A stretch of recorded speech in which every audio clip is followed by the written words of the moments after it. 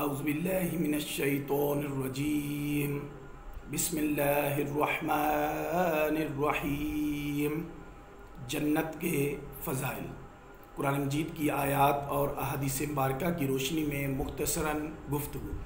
سورہ کہف آیت نمبر 107 اور 8 ترجمہ۔ اللہ تعالیٰ کا ارشاد ہے، بے شک جو لوگ ایمان لائے اور انہوں نے نیک کام کیے ان کے لیے فردوس کی جنتوں کی مہمانی ہے، وہ اس میں ہمیشہ رہنے والے ہیں، وہ اس جگہ کو تبدیل کرنا نہیں چاہیں گے۔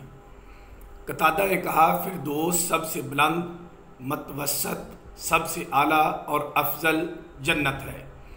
حضرت ابو امامہ باہلی نے کہا، فردوس جنت کی ناف ہے۔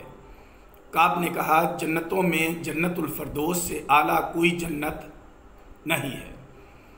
اس میں نیکی کا حکم دینے والے اور برائی سے روکنے والے ہوں گے۔ حضرت ابو ہریرہ رضی اللہ عنہ بیان کرتے ہیں کہ نبی صلی اللہ علیہ وآلہ وسلم نے فرمایا، جو شخص اللہ پر اور اس کے رسول پر ایمان لایا اور اس نے نماز قائم کی اور رمضان کے روزے رکھے، اللہ پر حق ہے کہ اس کو جنت میں داخل کر دے، خواہ اس نے اللہ کی راہ میں ہجرت کی ہو یا اپنے گھر میں بیٹھا رہا ہو، جس گھر میں وہ پیدا ہوا ہے۔ صحابہ نے کہا، یا رسول اللہ، کیا ہم لوگوں کو اس کی خبر نہ دیں؟ آپ نے فرمایا، جنت میں 100 درجے ہیں جن کو اللہ نے اپنی راہ میں جہاد کرنے والوں کے لیے تیار کیا ہے۔ ہر 2 درجوں کے درمیان زمین اور آسمان جتنا فاصلہ ہے۔ بس جب تم اللہ سے سوال کرو تو جنت الفردوس کا سوال کرو، کیونکہ وہ جنت کا متوسط اور سب سے بلند درجہ ہے۔ اس کے اوپر رحمان کا عرش ہے اور اسی سے جنت کے دریا جاری ہوتے ہیں۔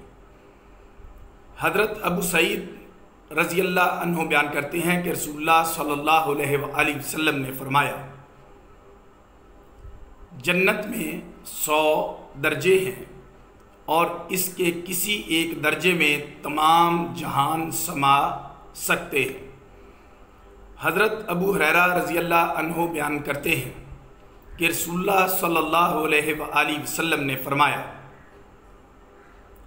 جو گروہ سب سے پہلے جنت میں داخل ہوگا اس کی صورت 14ویں رات کے چاند کی طرح ہوگی۔ اس میں وہ نہ تھوکیں گے، نہ ان کو رینٹ آئے گی اور نہ ہی وہ پخانہ کریں گے۔ ان کے برتن سونے کے ہوں گے اور ان کی کنگھیاں سونے اور چاندی کی ہوں گی۔ ان کی انگیٹھیاں اگر کی ہوں گی، ان کا پسینہ مشک کی طرح ہوگا۔ ان میں سے ہر ایک کی 2 بیویاں ہوں گی۔ ان کے حسن کے سبب سے ان کی ہڈیوں کا گودا گوشت کے پار سے دکھائی دے گا۔ ان میں کوئی اختلاف نہ ہوگا، نہ بغض ہوگا۔ ان سب کے دل ایک طرح کے ہوں گے۔ وہ صبح اور شام اللہ کا ذکر کریں گے۔ حضرت ابو ہریرہ رضی اللہ عنہ بیان کرتے ہیں کہ رسول اللہ صلی اللہ علیہ وآلہ وسلم نے فرمایا، اللہ تعالیٰ ارشاد فرماتا ہے، میں نے اپنے نیک بندوں کے لیے ایسی نعمتیں تیار کی ہیں جن کو کسی آنکھ نے دیکھا ہے، نہ کسی کان نے سنا ہے اور نہ کسی بشر کے دل میں ان کا خیال آیا ہے۔ اور اگر تم چاہو تو یہ آیت مبارکہ پڑھو۔ سورہ السجدہ آیت نمبر 17 ترجمہ۔ اللہ تعالیٰ کا ارشاد ہے، کوئی شخص نہیں جانتا کہ ان کی آنکھوں کی ٹھنڈک کے لیے کیا نعمتیں پوشیدہ رکھی گئی ہیں۔ حضرت معاذ بن جبل رضی اللہ عنہ بیان کرتے ہیں کہ رسول اللہ صلی اللہ علیہ وآلہ وسلم نے فرمایا، اہل جنت جنت میں اس حال میں داخل ہوں گے کہ ان کے چہروں اور جسموں پر بال نہیں ہوں گے اور ان کی عمر 30 یا 33 سال ہوگی۔ حضرت بریدہ رضی اللہ عنہ بیان کرتے ہیں کہ رسول اللہ صلی اللہ علیہ وآلہ وسلم نے فرمایا، اہل جنت کی 120 صفیں ہوں گی، ان میں سے 80 صفیں اس امت کی ہوں گی اور 40 صفیں باقی امتوں کی ہوں گی۔ سورہ یونس آیت نمبر 26 ترجمہ، جن لوگوں نے نیک کام کیے ان کے لیے اچھا اجر ہے اور اس سے زیادہ بھی۔ آپ نے فرمایا جب اہل جنت جنت میں داخل ہو جائیں گے تو ایک منادی ندا کرے گا، تمہارے لیے اللہ کے پاس ایک وعدہ ہے۔ وہ کہیں گے، کیا اللہ نے ہمارا چہرہ سفید نہیں کیا؟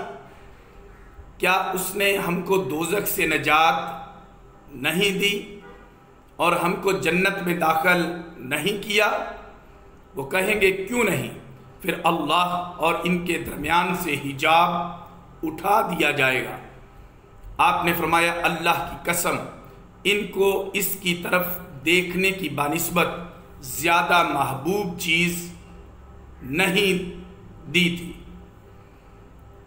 حضرت عبداللہ بن عمر رضی اللہ عنہ بیان کرتے ہیں کہ رسول اللہ صلی اللہ علیہ وآلہ وسلم نے فرمایا، اہل جنت میں سب سے کم درجہ اس شخص کا ہوگا جو 1000 سال کی مسافت سے اپنی جنتوں، اپنی بیویوں، اپنی نعمتوں، اپنے خادموں اور اپنی باندیوں کو دیکھے گا۔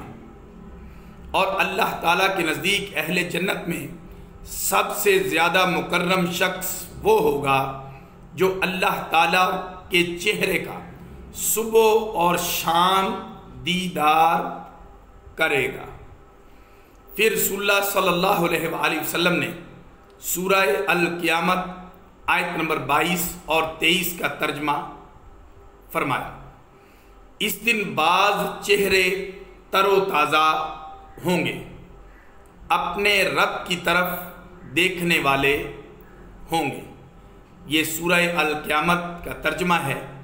میرے نبی نے اس آیت مبارکہ کی تلاوت فرمائی اور ان خوش نصیبوں کا ذکر فرمایا اور قرآن پاک کی مہر لگائی۔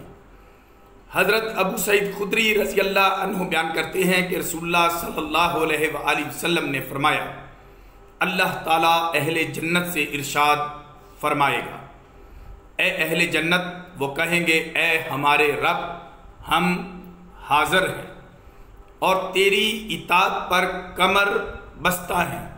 وہ فرمائے گا، کیا تم راضی ہو گئے؟